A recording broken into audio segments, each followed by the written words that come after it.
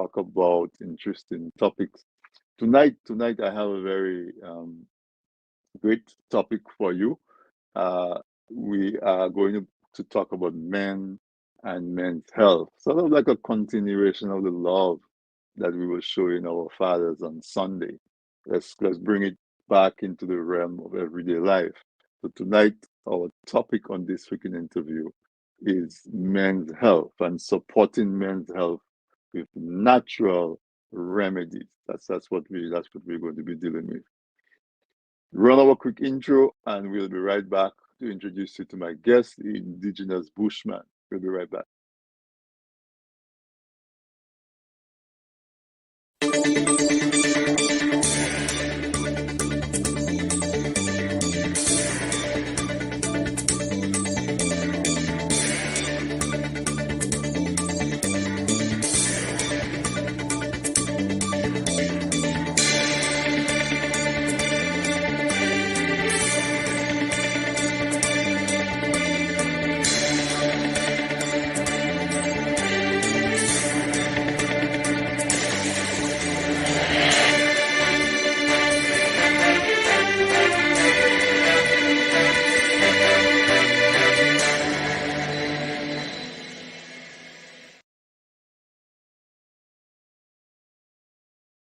To you who join me every Wednesday, my regular listeners, welcome back. A very warm welcome to you, and to also, as I always say, to tell you how much I appreciate your participation. Thank you for making the time to spend it with us on a Wednesday night at 8 p.m. And if tonight is the first time that you're joining us, I would like you to become a regular listener. And all of you who have not subscribed and liked our channel on YouTube. YouTube is TDN Network. You Network One. You can go on there and find all our programming, including this weekend interview.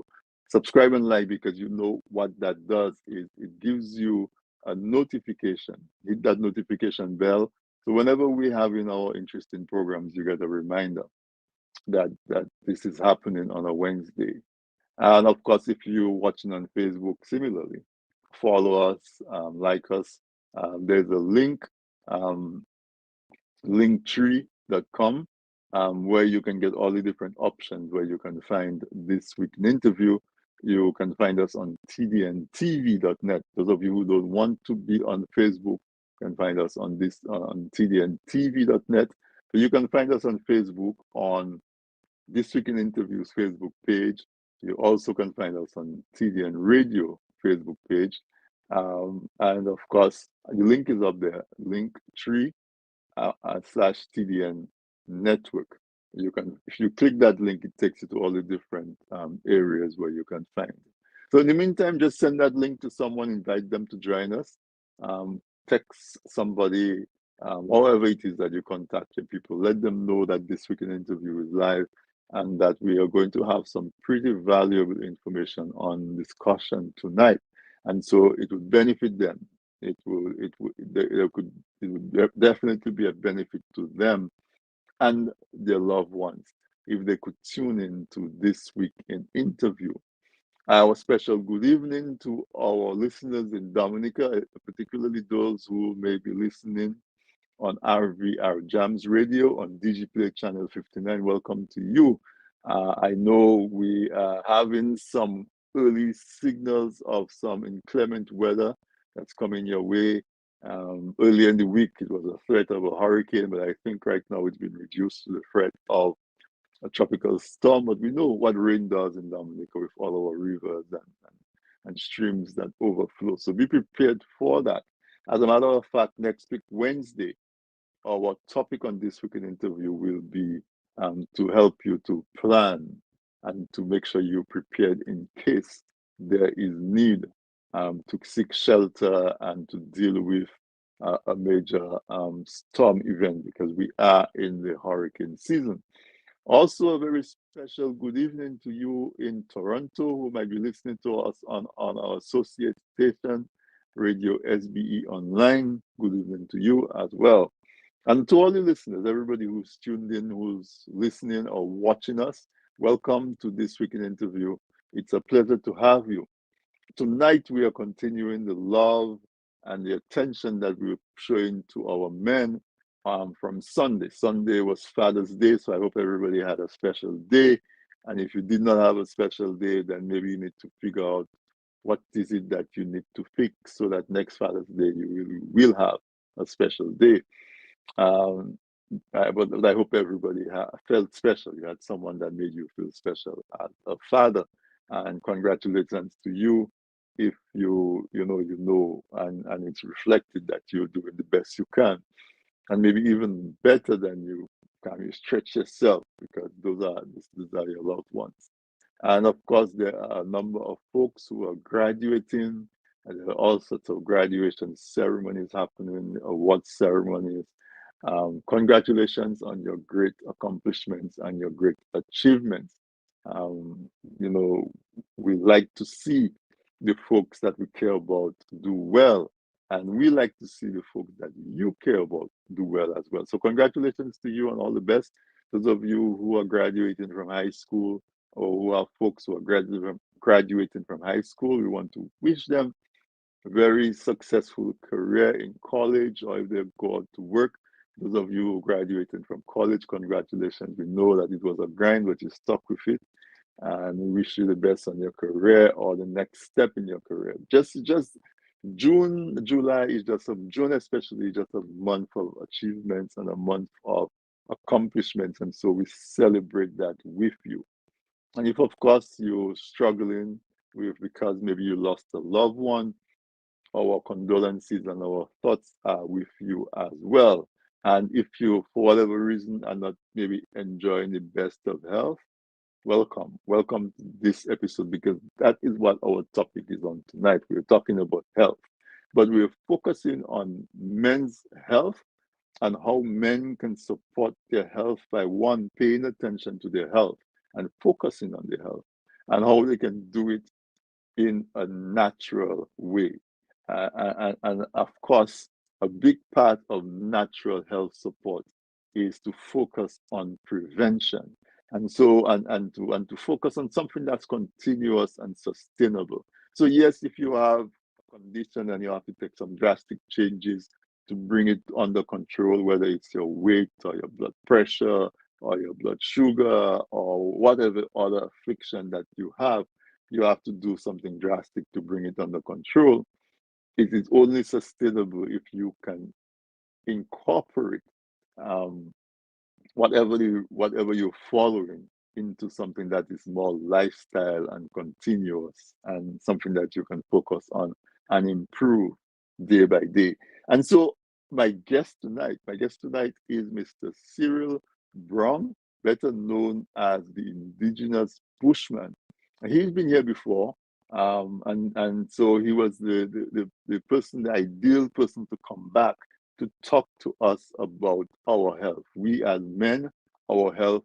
We as women, about the health of the men in our lives. And so, a very, very warm welcome back to this weekend interview to Mr. Cyril Browne, the Indigenous Bushman.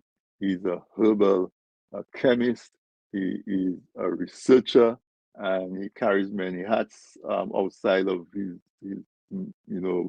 um, herbal practices, and is helping of us to stick to our health.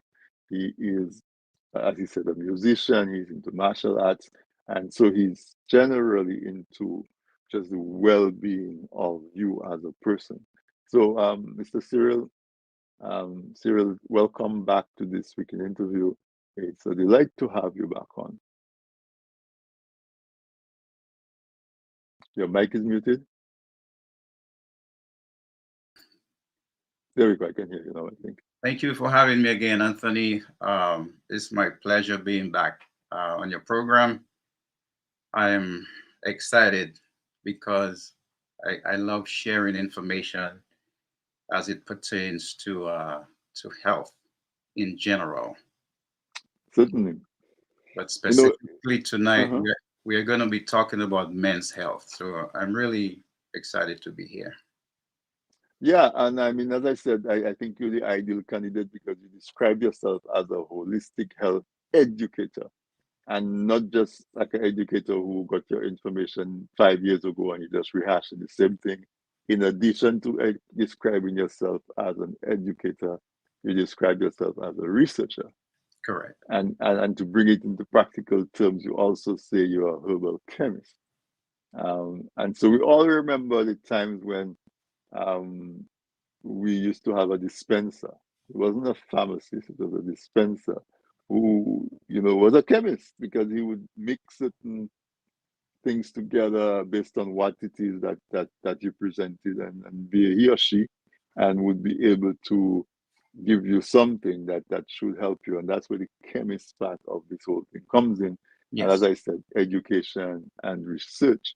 So I was super excited when you agreed to come on, to you accepted our invitation. I must tell listeners that you accepted very easily and eagerly, and so I know I'm really happy and thankful that you are so committed to helping folks to think, not only think about their health, but to take specific actions about making sure they have good quality of health. So tonight we're trying to focus on the men. So let's start off. What are some of the, from your experience and your practice, what are some of the common, areas that men need to pay more attention to when it comes to their health?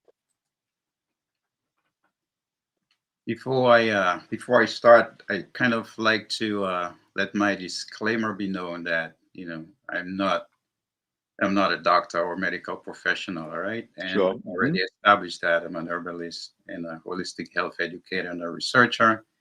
And I also do not dispense medical advice. I do not diagnose or treat medical conditions, all right? Right. So, um, generally, fellas, especially for us men, and June is designated as men's health. I think it's men's mental health, but I kind of broaden it a little bit to just generalize, it as just men health, not just the mental aspect, but physical, uh, emotional health as well, and spiritual health. So we as men, um, we tend to shy away from doing what's necessary as far as going to the doctor, right? Scheduling an appointment and finding out, it starts there, okay? Finding out, what are some of the things that we need to work on as far as our health is concerned. Okay, so for us guys, we need more awareness. Okay, so we need to be aware of the common illnesses, if you will, and diseases that affect us as men. And it's different. Some things are different for us than they are for the sisters. Okay, because our body structure, our hearts, different sizes. Our heart is bigger than the women's hearts. Okay, if you didn't know that, and the women, since our sisters have more reproductive organs than us, all right, so there is a little difference in how diseases or illnesses affect us versus the sisters. Okay, so what we have to do, fellas, what we have to start doing is to commit to getting regular health checkups. We have to do that, and I've been talking about this all this month. We have to start there to get health checkups and undergo age appropriate screenings, right? In that way, we can maintain optimal health and live long, happy, and joyful lives. Because a long life that is unhappy and there is no joy is a miserable life. You might as well just, not really do much because you're not happy. doesn't make sense if you're not happy and joyful with a long life. Okay, we need to keep that in mind. That's right. Mhm. So let's talk, if you will, Anthony, about the prostate gland, if you don't mind me getting into Sure, that conversation. sure, sure. Mhm. So, fellas, we have a prostate gland. Sisters do not have prostate glands. Okay, we have one. Okay, it's this big, size of a walnut. If you know what a walnut is, that's the size of your prostate. Okay, and So for without tripping you, for those of us in the Caribbean, maybe a cashew nut. I don't know. it depends on the size. Is Well, there any cashew? Huh? yeah, the cashew. Yes, before you open it up, before you open the cashew nut up, because a cashew nut is really small. So before Mhm. you open it up, Before you open it up, okay. yeah, and it weighs about 1 ounce or so. It's not really that big.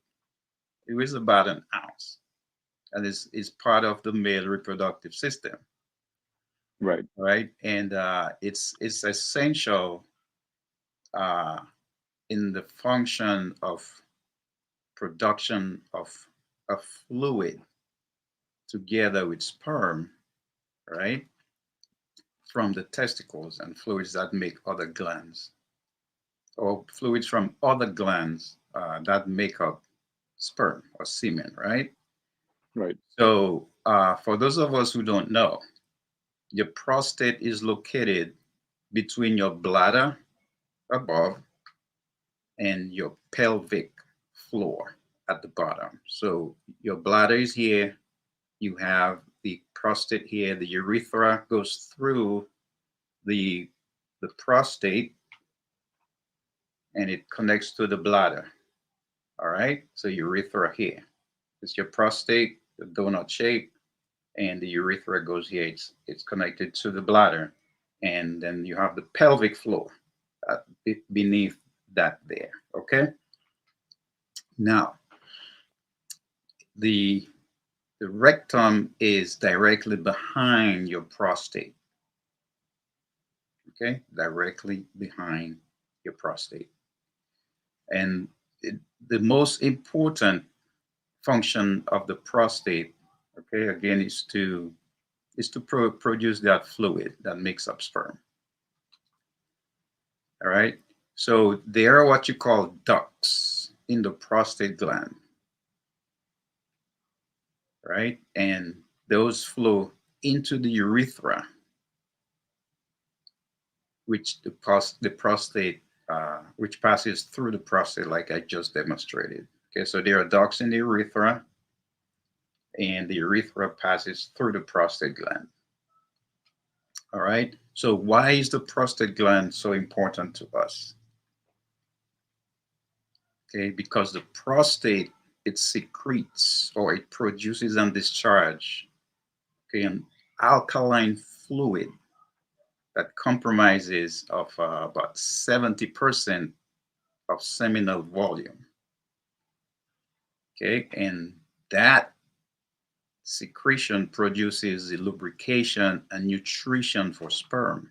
And we we all, fellas, we should know, the importance of sperm, right? That makes us reproduce, right? Without right, sperm, there's no reproduction. Okay, so one part of the semen is produced in the prostate together with sperm cells from your testicles, and the prostate fluid makes up the semen. All of these fluids are mixed up together in the urethra. The urethra is that tube, it connects to the bladder, it goes to the prostate, it goes through your penis and outward towards the end of your penis, the exit point of your penis, that tube. Okay. Now, the urethra is where your urine and your sperm has to travel to get to exit the penis. It has to go through the urethra. All right. That is the pathway for it to exit. Okay. So during ejaculation, your prostate and your bladder, you have what you call a sphincter muscle up in the bladder where the urethra is meeting the bladder. Okay, so during ejaculation, that sphincter muscle, it closes the urethra up to the bladder, and it does that to prevent semen from entering the bladder. The bladder is just for urine. Semen should not go up there. So the sphincter is going to control. It's like a gateway. It opens up and it closes. Right. As a mechanical engineer, I think of it as a one-way valve. It only allows urine to come out of the bladder. It doesn't allow anything to go back up in the other direction. Yeah. Yeah. Okay. Yep. Actually, yes, that's how it works. So um, consider for a moment a water hose that has a kink in it. Somewhere along the spectrum of the water hose, there's a kink. You open the faucet and you press the lever on that spray thingy, whatever it's called, right? To spray water wherever you're going to spray it, and it's Mm-hmm. and it's restricted, and there is a kink in the hose that's preventing the water from flowing full force out of the end of that hose, right? So when your prostate is swollen, it swells outward and it also swells inward, Okay. right? And what happens is when it is stretched out and it expands, it is inflamed. It squeezes the urethra. Okay, so just consider the hose with a kink in it is like the urethra that's being pinched by your swollen prostate. So when you try urinating, you find that you have to really force to try and pee, and the pee is really not coming out at full force or not even half force, right? Right. So pretty much that's how, in a nutshell, it works. So then what's happening in the whole process as well is that your bladder muscles are contracting because now there is urine in there that needs to come out. You get that urge to pee, and you have to pee, fellas, if you know that how it feels, even for the sisters too. When you have to pee, you gotta pee. There's no stopping it, you gotta go. Okay, because your bladder is being filled up from from the from your kidneys. The kidneys are just dripping urine or waste into the bladder. It doesn't stop. So it reaches to that point where the urine needs to come out. You get the urge, and then you go to pee, but your prostate is swollen. It pinches the urethra, and now you have a problem. It's really difficult for you to pee, and now you're pushing and you're forcing and you're pushing, and all you get is drip, drip, drip, just like the kink hose. Right. So, I know we don't have a lot of time, so let me touch a little bit on what we call the PSA levels. Mm-hmm. Okay, prostate PSA levels. Um, Normal prostate levels, guys, should be 0 to 4 nanograms per milliliter. All right, slightly elevated PSA should be between 4 and 10 nanograms per milliliter. Moderately elevated PSA is between 10 and 20, and highly elevated is 20 plus. Now, to get your PSA, right, levels or those numbers, you need to visit a doctor. You have to let them draw some blood, and they're going to take it to the lab, send it to the lab to get it tested, and then they can find out for you what your PSA levels are. Okay, and depending on your PSA numbers, they will let you know if you need medicine or medication. Okay, now just because just because your PSA levels are low or normal, it does not mean that you cannot get prostate cancer. And just because your PSA levels are elevated doesn't mean you are going to get prostate cancer, because there are people who have swollen prostates that are elevated or moderately elevated who don't have prostate cancer, and some people do. And there are some fellas with, you know, normal PSA levels that actually have prostate cancer. Okay, but Okay. your risk for prostate cancer is higher, right? If your PSA levels are elevated. Elevated. Okay. So I'm guessing that one of the reasons why you started off your opening bowl and your opening over was to deal with the prostate is because that is one of the more common um, conditions that adversely affect the health of men. That where there's a lot of area where men can make a difference. So we can continue talking about that. You go to your doctor and the doctor does a PSA test, but you know that is not what frightens men. They're not so afraid of the needle that's going to draw the blood. Some of them are. No. They're afraid of the prostate exam where they have the stories about the doctor and the nature of the exam. Let's talk about that a little bit. Yes. The again, you are correct. And for some clients that I've spoken with, um, one of the hardest things for them is knowing that there's something wrong. Right. Okay, for some guys, knowing that there is something wrong. For others, it's more of a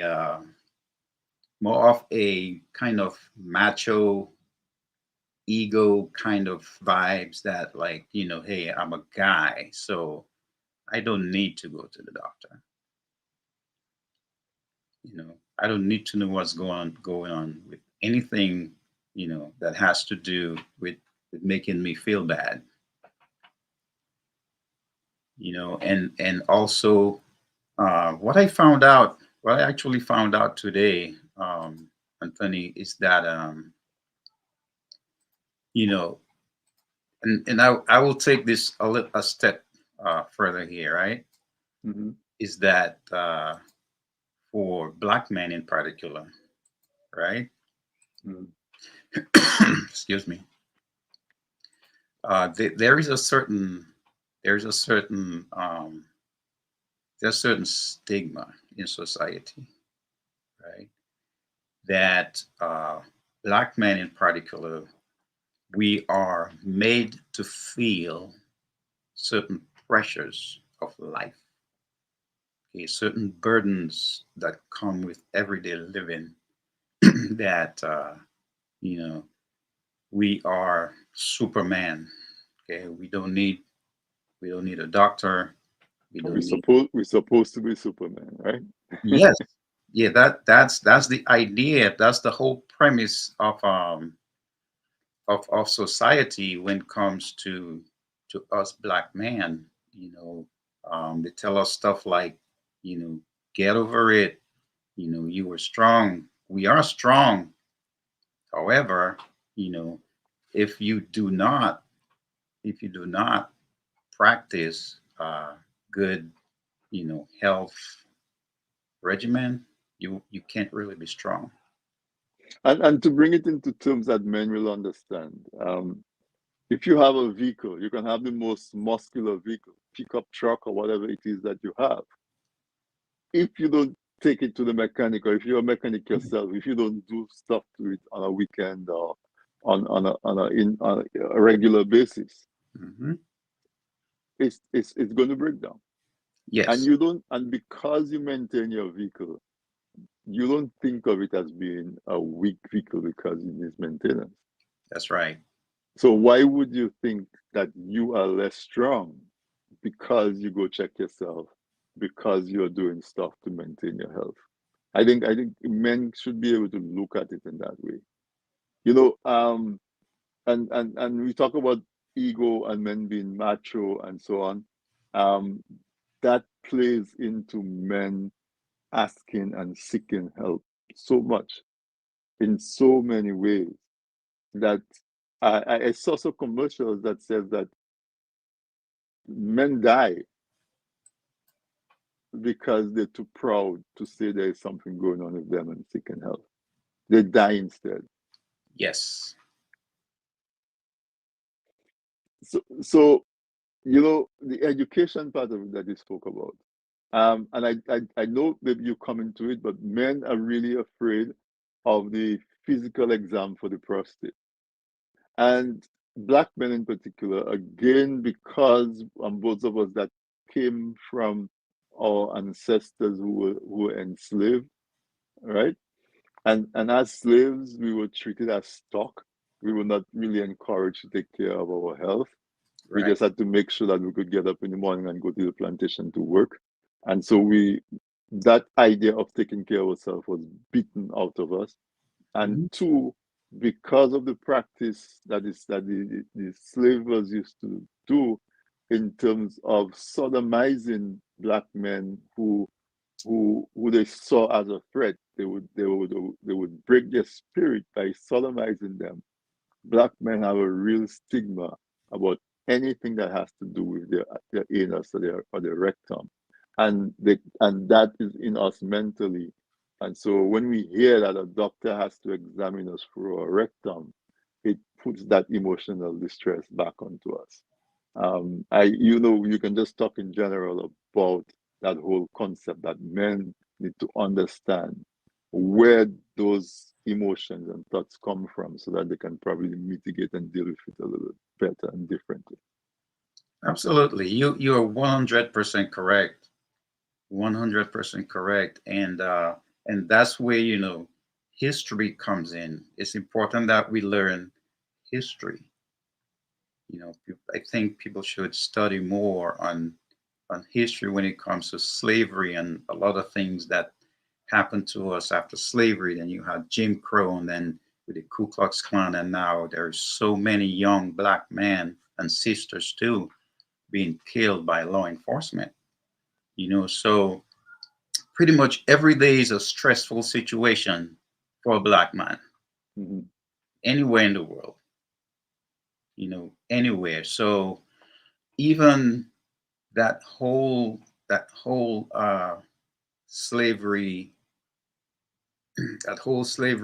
thing that happened, what you just described there, it still for some reason lingers in our DNA. It still lingers because a lot of us now, most of us now really, we were not alive during, chattel slavery time, but we find ourselves um, embracing, right, and holding to a lot of those precepts and those concepts, and there a whole lot of stuff that happened to us, to our ancestors during slavery, and we're still holding on to it. So it is somehow in our DNA, right, and it gets passed down to us somehow, and it has to be there. So have to we have to fellas and sisters, we really have to start working on learning a lot of things that has been happening to us. Definitely, sorry. We we have to unlearn. Okay, imagine for a second here, you have this bottle. is filled with dirty water. If you were to fill it with clean water, you have to do what? You have to get rid of the dirty water and then fill it with clean water, right? So same thing with your education and what you have been taught about you and what you are still being taught about you. Okay. So we have to get rid of a lot of things and put the good stuff, what belongs in there, as a replacement so we can start uplifting ourselves. But let's get back to the topic at hand. No, this is the topic at hand, you know. Okay. No. This is the topic at hand. The whole idea is that, I mean, we can give, like you said, we can give all the information that we have, all the good information that you give, and if we don't recognize that we need to replace what is there, the bad socialization and the bad education that is there, if we don't make us aware of it so that we can remove it, there's no space for the good information. So Correct. that's what I mean when I say that. No, this is the topic at hand. Okay. Very good. Very good. So, I mean, yeah, that is all about healing, the healing process too, because that information is necessary for us to understand where we are and how we get to where we are and what's Right. happening to us continually and why we are striding back versus forward. So you see, it's not always on a food level, but it's mental level, education, what you take in, right? What you take in is what's important, what you let out. So let me speak for a while on mental health. Okay, so before we switch topics, because we're pushing hard against a commercial break. Okay. Um, we're pushing very hard against, so I think this is a good place to take the break, because what we are saying, men and the sisters who are listening, who have men in their life, Hmm. what we are saying is that we need to start to influence men to think more about their health and well-being. Yeah. Yes, we want men to be strong. Yes, we want men to show bravery when it's required. We want men to be men, whatever you know what that means. But you can only do those things if you are healthy, and not just halfway healthy. If you're healthy and you have vitality and you have energy. And so if you just ignore it, then just like a car that you don't service, it's going to run good for a while because it came from the factory with things working well. And sooner or later, things are going to start to get loose, loose, loose until one day it's just no more, and you don't have that car anymore. Right. So that is what I'm getting from you, is the mindset, is the attitude towards thinking that we are not made of metal or steel. We are flesh and blood. We need to pay attention to our well-being. Yes, absolutely. And we have to pay attention to to those signals that our bodies put out. We used to be able to figure out, what's going on with our bodies through the signals and the signs that our bodies throw at us. We used to be. But then in a lot of research I've done and studying that I've done, uh, a lot of it a lot of it went away because because we as black people, all right, believe it or not, our diet, what we call diet, I like to refer to as our food regimen, is different. And I want you guys to hear me out, and I want you to take that information in and do some research on it. What you guys call our diet, I like to refer to as our food regimen, is different than for other races. Every race on this planet Earth has their own In other words, what we need is different from what another ethnicity needs. I'm going to Yes. take a break right here because this sounds like something that's important that we're going to get into. And as soon as we come back, we will start to talk about mental health, and we are going to talk about the food that we intake, how we have to be deliberate about making sure that we give our bodies what it needs. So Yes. let's take a quick break, and we'll be right back. Awesome.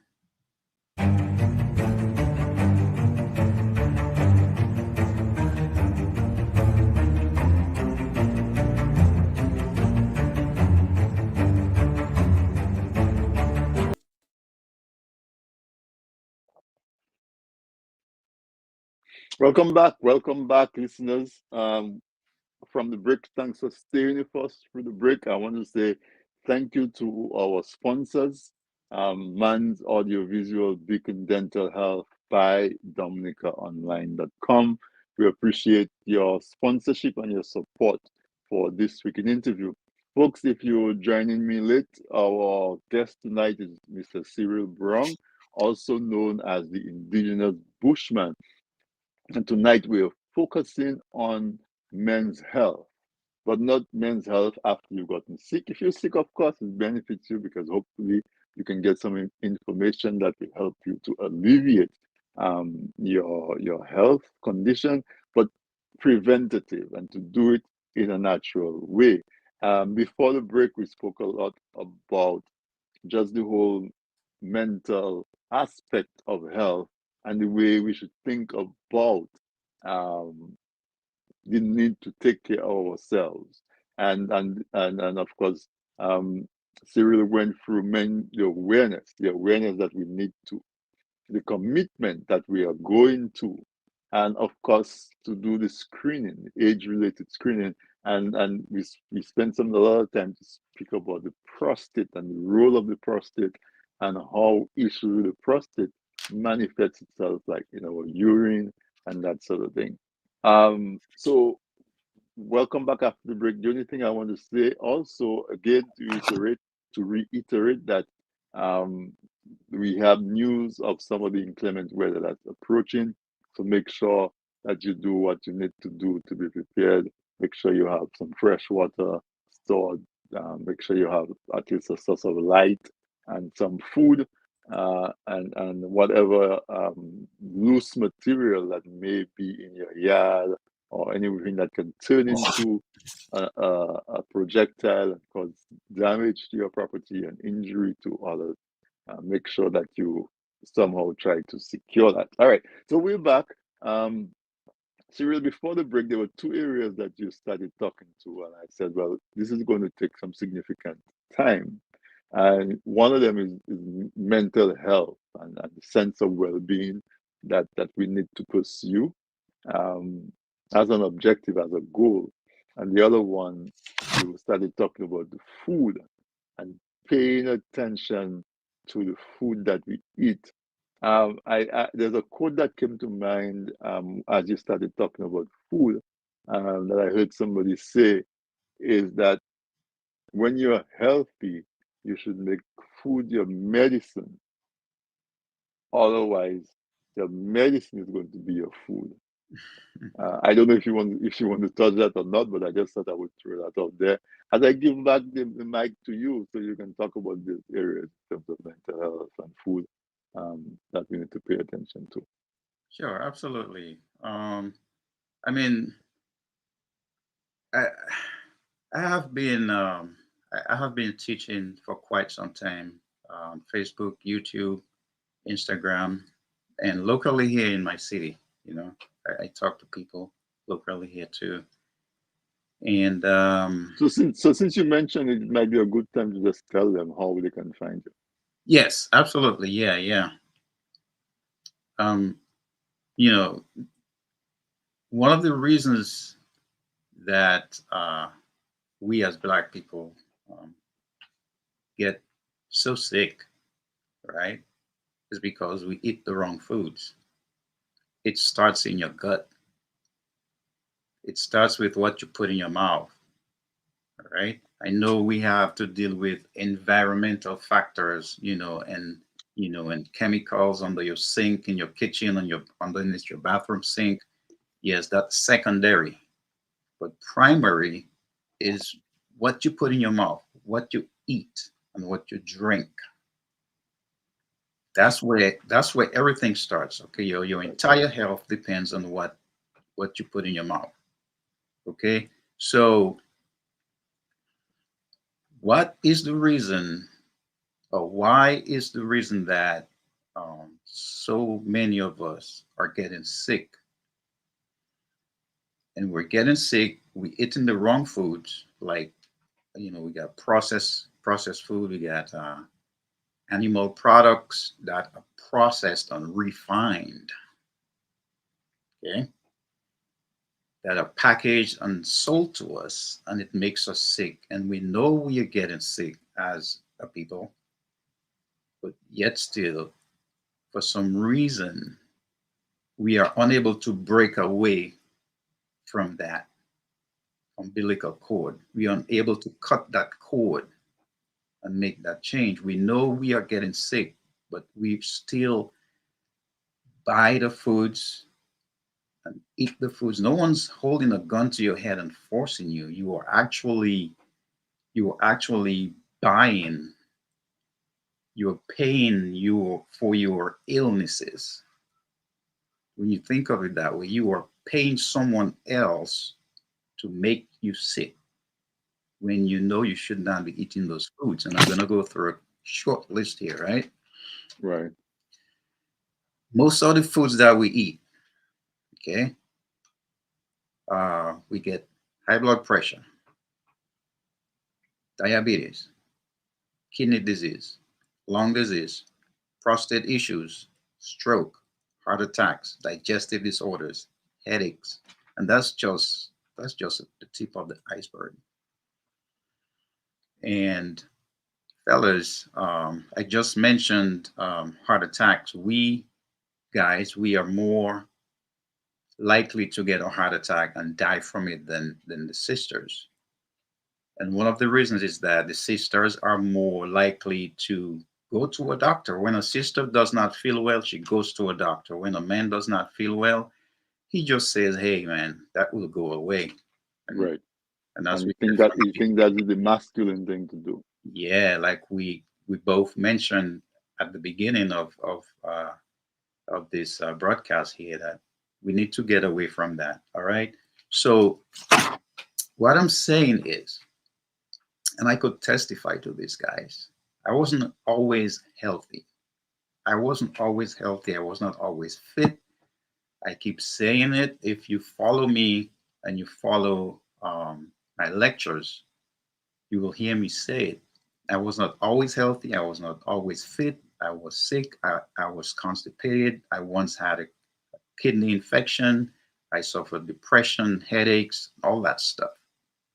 So I know what I'm saying. I had to dig myself out of it. So I am imparting on you my experience when it comes to health and maintaining good health and what it takes. So now you have to make a decision to commit yourself to getting better.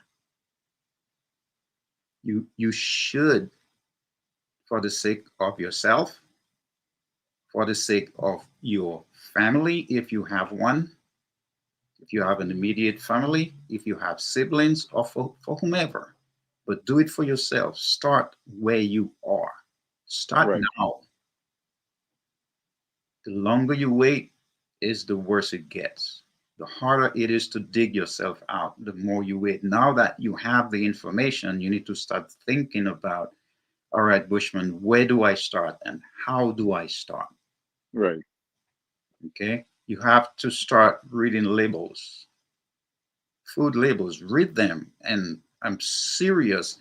If you do not understand one of the ingredients that you read on the label, if you do not understand what it means, you should not even be eating that stuff because you have Right. no clue what it is.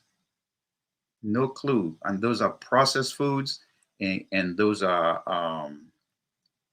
refined. There, Refined. there's stuff in the food to keep it on the shelf. In other words, the company doesn't want to lose money because their stuff go bad before somebody buys it. So they put stuff in there to keep it attractive enough for you to buy it Hmm. without necessarily thinking of the impact it has on your body. You Right. know, as long as you're not going to fall down and die as soon as you take a bite. That's all they want. You know, if it Yeah. kills you 2 years later or 6 months later, that's fine because by then the liability is not on them anymore. Hmm. But that's on you because your health should be your responsibility. That is correct. You are So responsible for your health. The doctor is responsible for, doing your diagnosis and, explaining to you what's going on. But the doctor is not responsible for keeping you healthy. You keeping are. you healthy. That Exactly. it is you. It is, I keep saying it. It is you. Your health is your responsibility. It's not no one else's. It's not mine. It's not the doctor's. It's not Anthony's. It is yours. You have to make that first step because now you're getting information. You're getting good information, not just information, but you're getting good information. Be mindful of what you eat. Think about the foods that you eat. There is what we call high corn fructose syrup, so high fructose corn syrup, either way. Um, they started manufacturing that in the 1940s, and it's really bad sugar. It's one of the worst sugars you can ever put down your throat. All right. And that thing, it is making a lot of people It is sick. ravishing. It is Yes. ravishing the health of our Yes, it, people. it is high corn fructose syrup. And as you talk about that, I was doing some research about this whole thing in preparation for some of these programs that we have.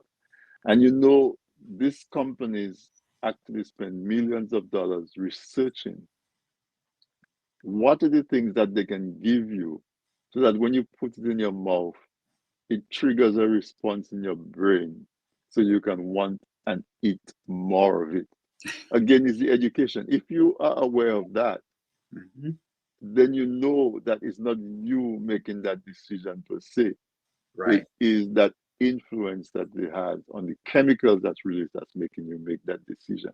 They put a lot of fat, bad fats, they put a lot of salt, they put a lot of sugar Hmm. into foods because that will encourage you to eat more. A quick trick that is done a lot of times. Sometimes you go to the mall and you walk past a certain food place, and the scent of the food is just so strong and appealing that Yes. if you were unlucky enough not have breakfast and you went to the mall and just a little bit hungry, you find yourself sitting in that chair ordering your food. Do you know that is not the food that you're smelling? That they actually discharging vapors or whatever into the air that goes out into the hallway of the mall to Hmm. smell like it's the food that's cooking. What you're eating is not what you're smelling. Exactly. There's all kind of manipulation that's going on that our people need to be aware of. And Hmm. and high fructose corn syrup is one of those things that they develop that is cheap to make, and it's one of those things that entices your taste buds. And so we have to retrain our taste buds. Don't just eat something because it's nice. Don't avoid something because it doesn't taste as sweet as what you want it to taste like. Commit yourself to retraining your taste buds so you can start to eat properly. I just wanted to drop that in there. Um, I hope I can indulge you to stay a little bit beyond 9 o'clock because it feels like we're still in the middle of this topic. I don't know if you have other commitments right at 9 o'clock, but if you are available, we can continue the conversation maybe for another half hour. Um, if you're available. Yeah, I have another 30 minutes, Anthony. That's fine. Okay, great. That's awesome. And thank you for that. So we're talking about people examining the food and reading their labels. You also mentioned, just quickly, we mentioned about prostate, but you mentioned about diabetes and hypertension and kidney disease and all of those things that are just major killers in our society. And before the break, you also started to say that it's not a one size fit all. We have to recognize who we are and try to tailor some of what we eat and what we do to our own makeup. Mhm. I don't want to get that lost in the conversation because that's pretty interesting that maybe a lot of people don't know about. So you cannot just see an ad on TV and go and buy what they have on the TV. You have to know if it's good for you.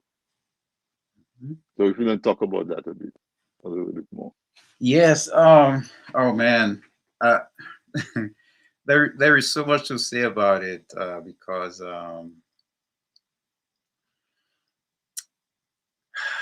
the, where to start, man? Where to start? Just the person that's going to the supermarket, what kind of whether how they should what they should put in their basket to take home to their family. Yeah. It is recommended that for us Black people, okay, we need, we really need. I'm going to use the word need. I want to use that here. We need to eat foods that come out of the ground, directly out of the earth, right? Because these foods are what we call electric foods. They recharge our bodies. They keep our immune system at in optimal shape to help us. Because your immune system is pretty much your army, your navy, your marines, and so forth. That's your line of defense. So sugar, anything sugary is an insult to your immune system. So the more sugar you take, is the less your immune system is going to work for you. It will become weaker. So when you get attacked by whatever illnesses, microbes, and so forth, um, your immune system is not going to be working good enough to protect you from those things, right? So look for sugar. I did a program a few months ago, and I was talking about sugars. I don't remember what month it was, but there are almost, I want to say, almost 75 different terms that they use for sugar. And it's on the label. And if you don't know, you will not understand that that is not just sugar, but refined sugar. You see, and I've had conversations with some people. Oh well, mango has sugar, and what else? There are a lot of fruits with sugar, like oranges, apricots, and melons have sugar. Yes, that is sugar. That's the real sugar. That's sugar from the earth. That's the sugar your body needs because your brain has to have sugar for it to function. Your brain will die without sugar and without oxygen. Okay. So the good sugar is from the fruits. That's where you should get your sugars from, not processed sugar where they make in a lab, where they construct that in a lab and they put it in a package for you and they label it nicely, make it look real pretty and everything. And then again, you are buying, you are paying for your illness. You're giving them the money, they're giving you something that's bad for you. Now you got to give them money again to help you fix the problem. To try to fix it, It right? does not get fixed. It's a vicious cycle. And we have to understand those things. It's a vicious cycle. Okay, so fruits should provide you with all the sugar you need for your brain and for your blood, because your blood needs sugar as well. Okay, so when you take all this sugar in, okay, it creates a glucose spike in your blood, and then your pancreas has to come into action and shoot some insulin out to keep that sugar spike at bay. Because if it goes too high, guess what's going to happen? You're going to get sick. You are going to get sick if there's too much sugar in your blood. So your pancreas works to to send that insulin out that is produced by your liver, by the way, and the insulin keeps your blood sugar at base, so it doesn't go too high. So I'm telling you this to help you understand that the more refined sugars that you ingest more frequently, your pancreas is overworking. Your pancreas is overworking because every time you eat, let's say you eat breakfast, sugar, right? Then you had a snack an hour or two later, sugar. Then you had lunch, more sugar. Then you had a snack, more sugar. Then you had breakfast, more sugar. And then later on in the night, you eat more sugar. That is a lot of pressure on your pancreas because your pancreas has to come into action. That is too much load for your liver. Too much load. You are over stressing your liver Right. when you I, take ha- all the I sugar.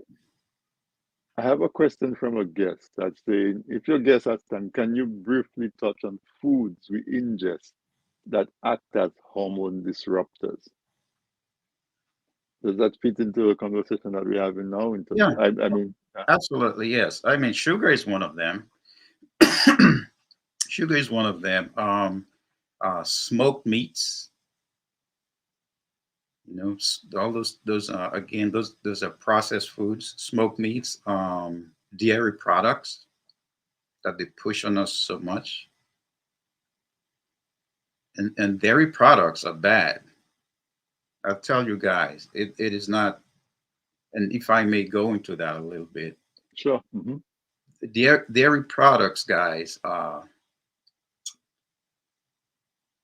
dairy foods are a group of foods that affect our prostate, right, guys? That we talked about earlier. Anthony and I discussed earlier at the beginning.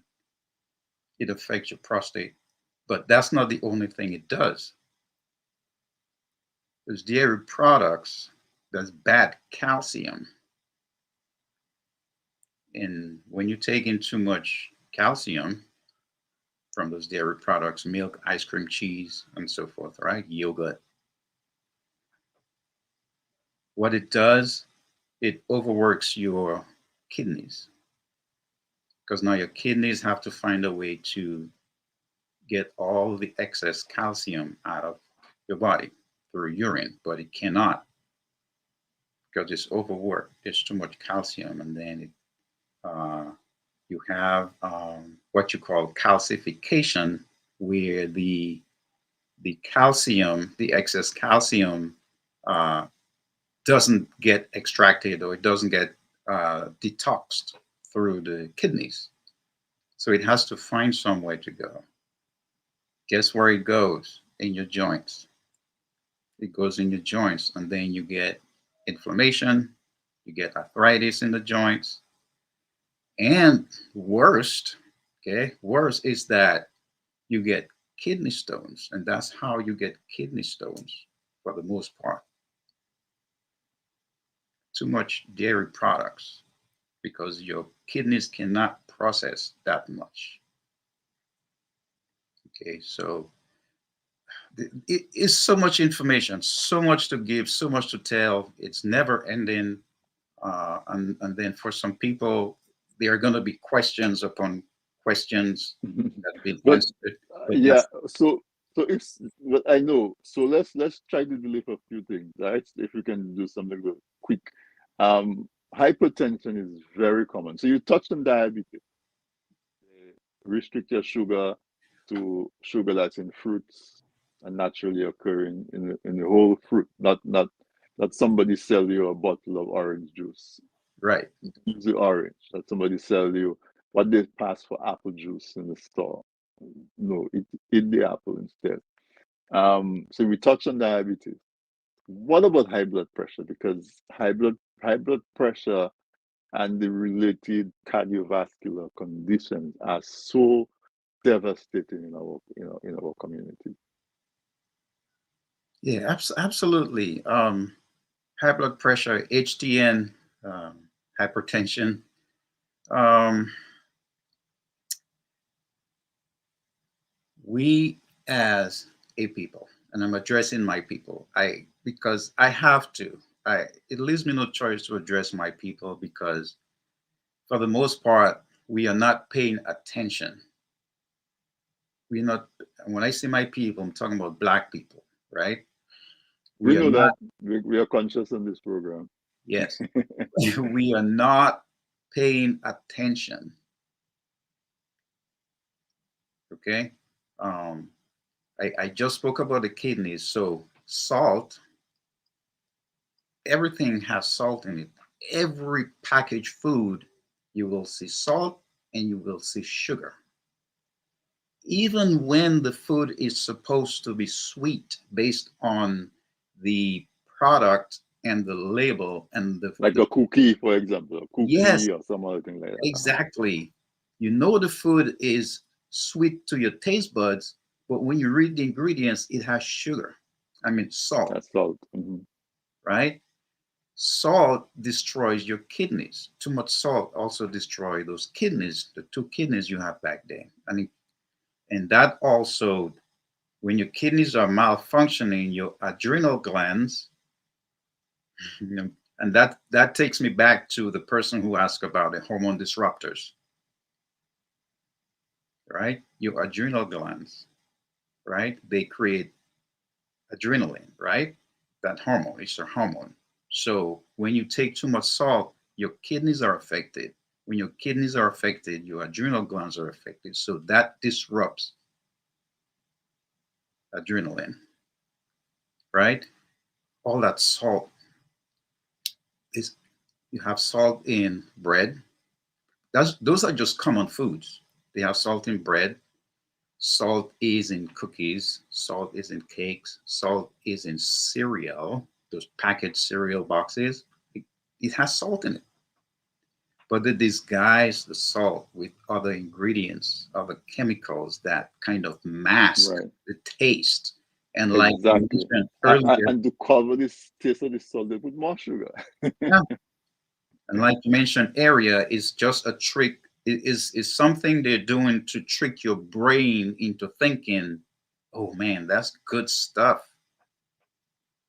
That's good stuff. But your liver doesn't know, right? You eat it and your liver is trying to process that stuff and it's like to no avail. It's like, stop already, Yeah, yeah. Yeah, Um, your body's screaming at you. yeah. And so We're still talking about high blood pressure, right? you high blood pressure, yeah, and And have it's okay, and it's not just salt that causes high blood pressure. Okay, we know and we've heard about salt doing damage to your blood pressure. Oils, canola oil, soybean oil, those cause high blood pressure, and I will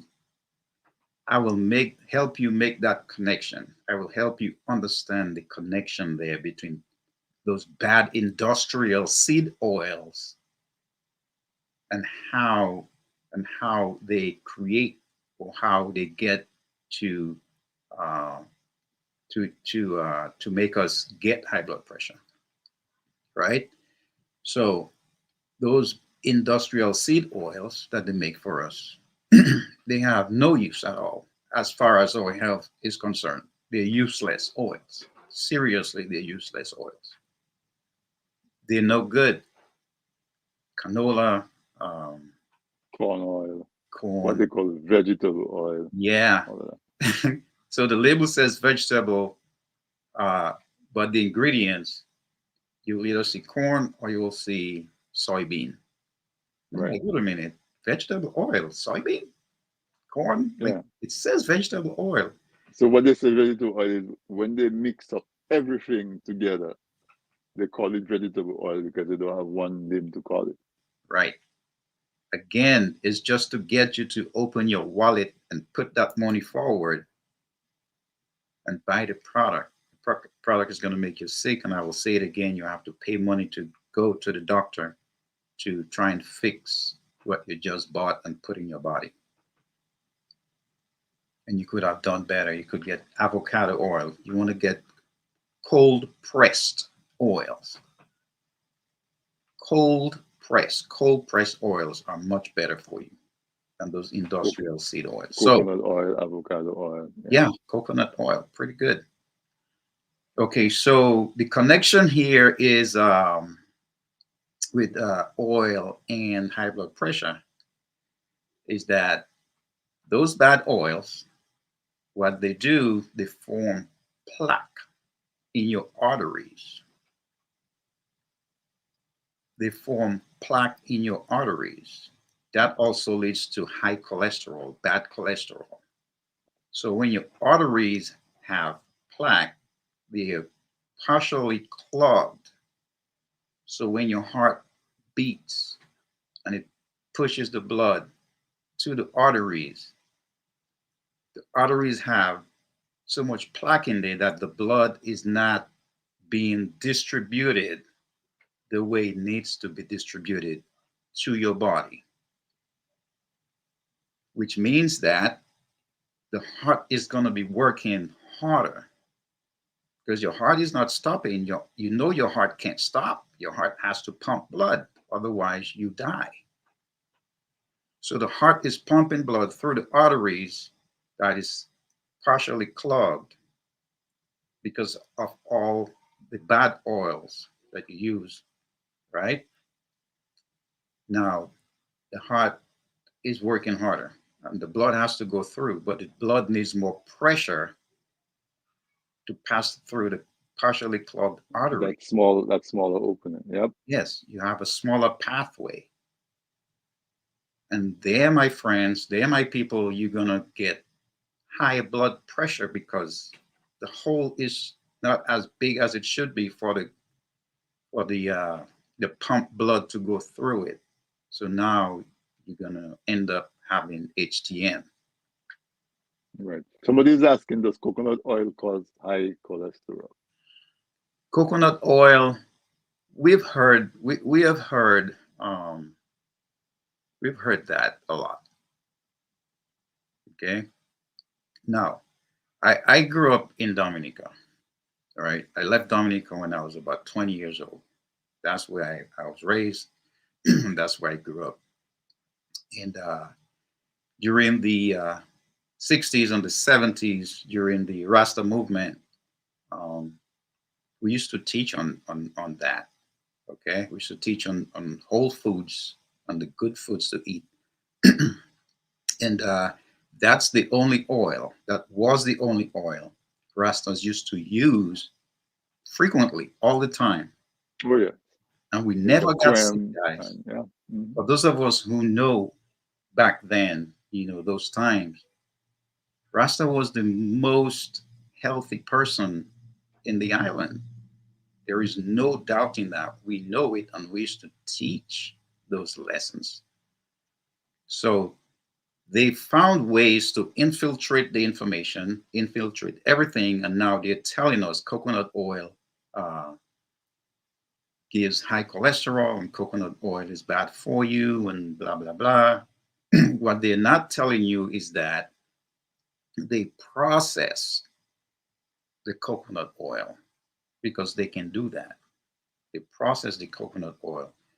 Go to a store, any store, and look for coconut oil, whether in liquid form or in cake form, and read the label. It's not just coconut oil, there are other things in it.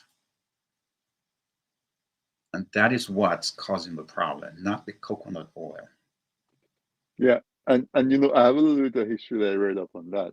Um, what happened, from what I read, was that coconut oil was very popular, and it used to come from the Pacific Islands primarily.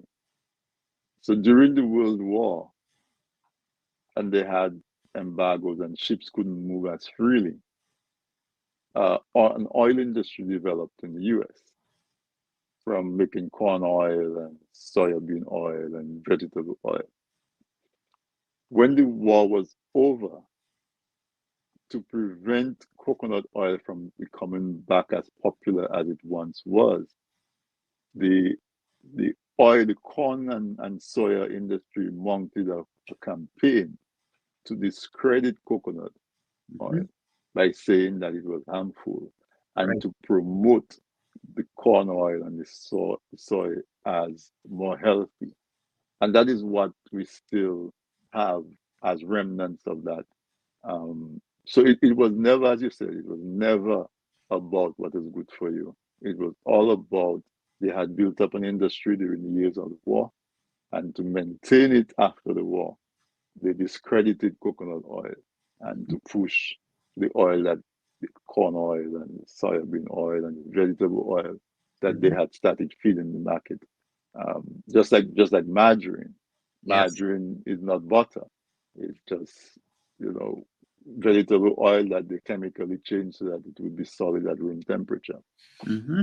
And so those are the kind of history.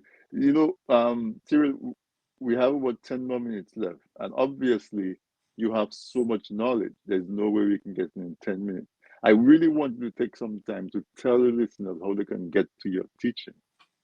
Because you mentioned a few times that you've done lectures on this and a lecture on that, and that you actually have stuff online and out there that folks can go to and continue their education.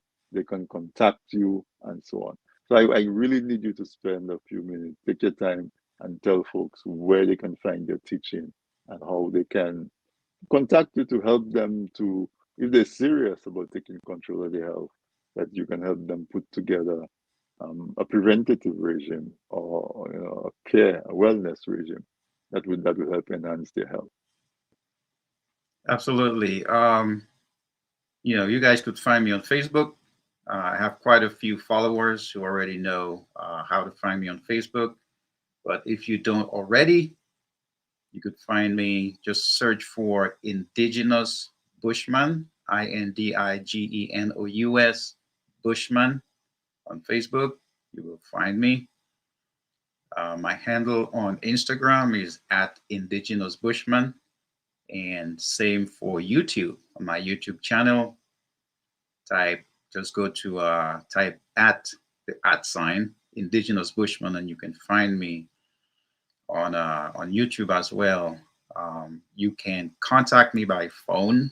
You can WhatsApp me, and the number is 904-729-5571. Somebody type it in the comment section wherever you are. 904-729-5571. You can also email me, and my email is indigenousbushman@icloud.com. Now, on my Facebook page, I have lectures on this spanning more than 3 years about everything health wise. I've posted about plants in my garden, the benefits of the plants, the different constituents of the plants, how they can help you to adapt to stress, adapt to insomnia, sleeplessness, adapt to headaches. I mean, just name it. Everything. I talk about women's health, breast cancer, and I can help you with your kidneys, your liver, if you're suffering from headache, if you have sleep issues, okay, arthritis, inflammation, all those things, because I have dedicated a lot of my time in researching and studying and reading a lot about Black people's health, all Right. right? The state of our health. And it's dire. I mean, it's really, really dire out there. And a lot of us need help. And what I've found is that one of the hindrances for Black people is money, spending on their health. And I want to encourage you. I really do want to encourage you when it comes to spending on your health. Don't let money be a hindrance, because what's going to happen is, if you do not spend on your health now. You are going to spend it later on your illness when you're sick, and you are going to end up having to pay more. If you spend now to maintain your health, Right? it will cost, as far as money goes, it will cost you less than if you do not do it now and you wait later. You are going to pay a whole lot more. It does not happen overnight. It takes longer to dig yourself out of a hole than it is to get in the hole. And those are important lessons that I've learned in martial arts as well. If you're a martial artist and you train up to a certain level, and then say you stop training for about a year, it's going to take more than a year to get back to where you were before you stopped. It is harder Right. to dig yourself out of the hole than to jump in it. So I want to leave you with this message. Do not hesitate. Find an herbalist, find a doctor, but you always have to work with a doctor. You can't, I mean, you can't go through life without doctors. I'm serious. I have to go to doctors. I have to visit a doctor because I cannot self-diagnose. I need to know what's going on. They have the knowledge, they have the education, they have the tools, They they have have the everything. tools and the equipment Yeah. and the So facility. Definitely. we can't leave the doctors out of the equation. Okay. Let's say, for instance, you get a gunshot in your leg or somewhere, right? You need a doctor. You get stabbed or cut somewhere. You got to go to a doctor, right? There's You can't run away from that. So don't leave your doctor out of the equation. However, you want to work with a knowledgeable herbalist who is going to guide you. And I'm going to tell you, everyone, again, it has been almost 20 years that I've been working on myself when it comes to my health and realizing where I was. And I had to dig myself out of that pit, okay, to get to where I'm at.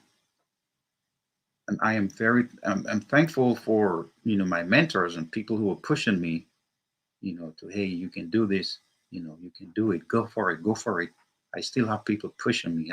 Hey man, I know you can do it, go for it, go all the way. And I'm not stopping because I found it to be a journey well worth the pain, well worth the pain. Every second, every minute, every hour, every day, every year, it was worth the journey. And I'm glad that I'm here so I can share this with you and help you to understand that it is critical that you take charge of your health. Again, I don't care how long you live, you can ask for longevity if you like. If you're not happy, if you're not well, if you're not joyful, you are going to be miserable with your longevity. So as we close, there's a few, one or two things I wanted to talk about quickly. We focus on men. I know nowadays you see women drinking as much as men, but generally men drink every day. You have a drink on the weekend. You drink a lot and smoke cigarettes and smoking in general. Is there any amount of alcohol that is like a safe level? Or is it better that if you can abstain from alcohol, you should? What are the impacts of alcohol, would you say? Through my experience, I will say there's got to be a safe level of uh, safe level amount of alcohol that you can drink, and everyone's different. So I don't know. Some people smell alcohol and they're drunk. They don't even Hmm. have to drink it. Some people could Hmm. drink a lot. Some people drink a little bit. So it's different for each person. Well, again, it depends on it, like what parts of the body are you putting extra stress on if you overconsume alcohol? Oh, your liver. Liver. Yes, Again, comes back to the liver. it comes back to the liver because everything For instance, if you get food poisoning, right? And you don't want to get food poisoning, but sometimes we do. The first organ that's affected is the liver, but it affects the gut first because it gets to the gut. Hmm. And then the first organ that's affected is the liver. Okay. Same with the alcohol. Your liver processes alcohol and drugs, any drug, whether it's prescribed drugs or over the counter drugs, Okay. right? What about cigarette? Oh, sorry. Go ahead. Or any drug whatsoever. Now, cigarettes are really bad for your lungs. They affect your respiratory system. All right, it dries up smoke, dries up your lungs, right? And people should really abstain from smoking anything. As long as you smoke, it is bad. Right. Just like food, there are certain foods that are worse for you than other foods. It's just like smoke. Cigarettes, I think, have about 700 or so different chemicals in it. That's what makes it so extremely dangerous. Okay, and people who smoke cigarettes, man, they just can't get rid of it. It's It's just in there. It's just in there. Mhm. So before I let you go, if we have to give somebody advice, you talk about the liver quite a bit. Um, I mean, when I was growing up, our mother used to give us stuff to clean our blood. They used to say our our fathers used to drink tonic. Um, we would take. I used to see old people take kukuli. Yeah, Some people call it pongkuli, and they call water and put it there, and they drink it as a cooling. You know, all of those little practices that we used to do. When we finish with summer, they would give us some oils to clean us out to whatever parasites that we took and that kind of thing. But if you had to, and I know we're gonna let you go because I mean I'm overindulging on the 30 minutes you promised. But I mean, what is I know you can do one thing in isolation, but if you had to start somewhere, would it be like a liver detox? Would it be, I don't know, tell me because you're probably the expert person. Where would we start? Even while you're making contact with a herbalist or someone who is knowledgeable, where would you start? your liver, of course. I always like to start with the liver because your liver processes, it produces your cholesterol. All the cholesterol you need is produced by the liver. So you got to give the liver the chance to make the natural cholesterol uh, from the foods that you eat, the natural fruits and the vegetables that you eat, right? So the reason I like to start with the liver, like I just mentioned a few minutes ago, your liver is the organ that processes drugs, over the counter drugs, prescription drugs, any kind of medicine that you take. Yeah, Like things in your water, everything. Yeah. everything, everything. Because after your food is digested and it makes blood, your liver is what that blood makes the first contact with. Okay, and then the liver distributes the blood wherever else it has to go. So it's important to take care of your liver. I'm big on liver detoxification, and some people don't believe in it, and that's them. That's fine. People have to do what they do. But when you detox your liver, right, what you're doing is that you're giving your liver, excuse me, a chance to help you detox while you sleep. Because while you are sleeping at nights, you should be sleeping at night. That's when your liver is doing its detox work. It's detoxifying and it's doing all that healing. All that healing process happens while you sleep. When you have, say, for instance, you have a bruise or a scrape, right? It heals during the night, and the liver is the one that's helping you with that. Constantly processing that. Yes, it's Yeah. constantly working. It's constantly processing. So I always start with the liver. You got to keep the liver healthy. So so your liver could help you remain healthy. Always start with the liver, and then Okay. from there, All move right. forward. Yeah, I think we can leave it there. What I would say is that I haven't checked, but I'm almost certain that you have a teaching on your Facebook page or your different platforms on the liver, detoxing the liver and liver health. Oh, Would that be a correct statement? yes, that is correct. I have, All right. guys, when you go to my Facebook page, just click on, you'll see the menu there for posts and videos.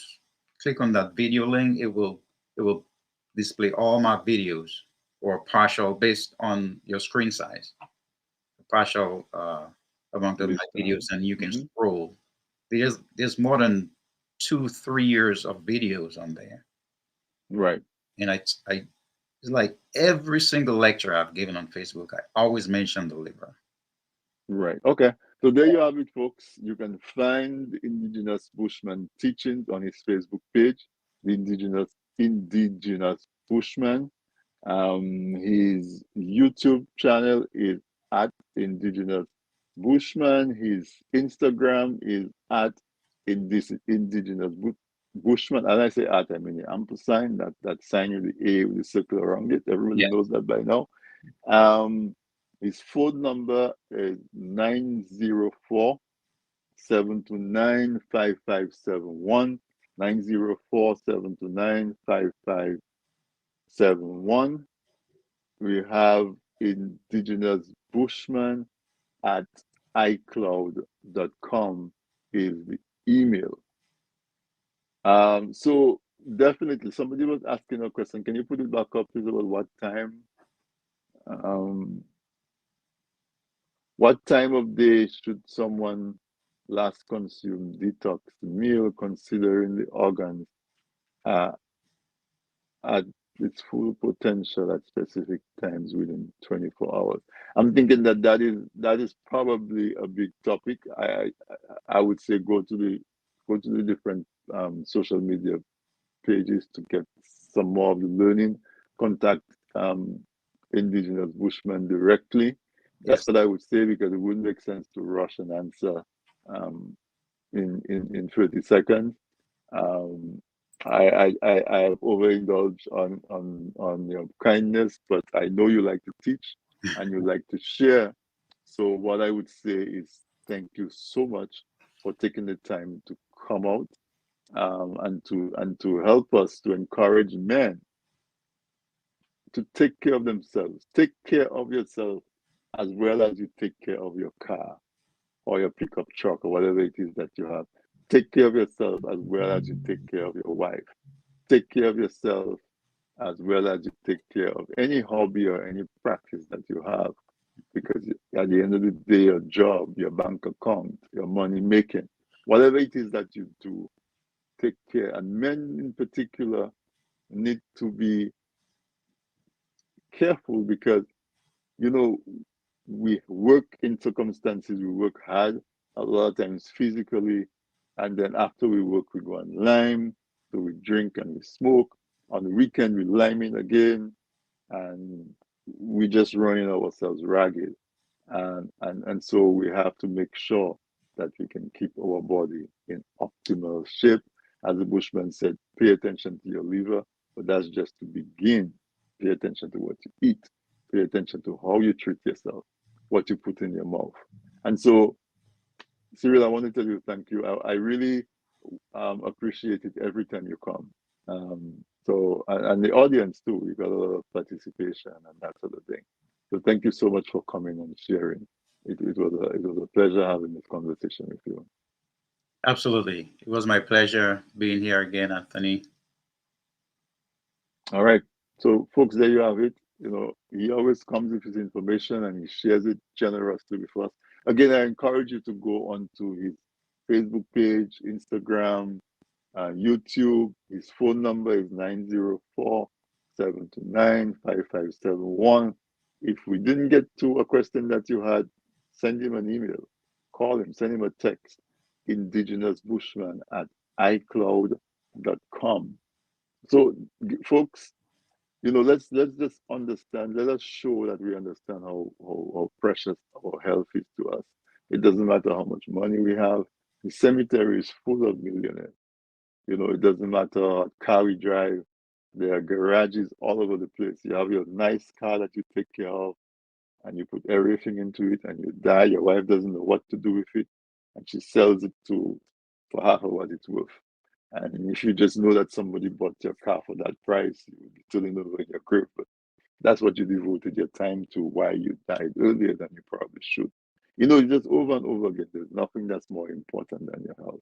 And so I hope that you had a great Father's Day, and I hope that you found this information and this program to be helpful. Again, we're in the hurricane season.